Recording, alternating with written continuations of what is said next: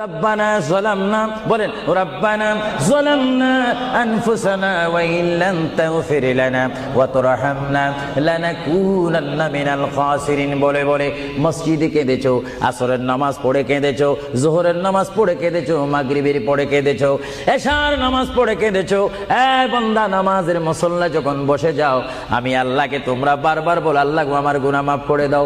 তারপরও আমি তোমাদের গুনাহ মাফ করে নেই। তারপরও তোমরা নিশি রাত্রে মানুষ যখন ঘুমে যায়, তোমার বিবি যখন ঘুম যায়, তোমার ছেলে যখন ঘুম যায়, তুমি নিশি রাত্রে ঠান্ডা পানি দিয়ে ওযু বানিয়ে নামাজের মুসল্লায় বসে তুমি আবার যখন ডাক দাও, রব্বুল আলামিন, পৃথিবীর কোনো মানুষ আমার গুনাহ সম্পর্কে জানে না, তুমি আমার গুনাহ সম্পর্কে জানো।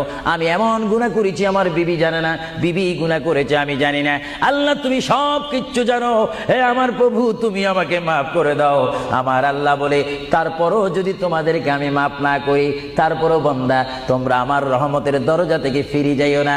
আমি তোমাদেরকে হুকুম দিচ্ছি, ওয়ালাউ আন্নাহুম ইয যালামু আনফুসাহুম জাউকা, বান্দারে যদি গুনাহ করে ফেলো, আমার রহমত থেকে মুখ ফিরে তুমি চলে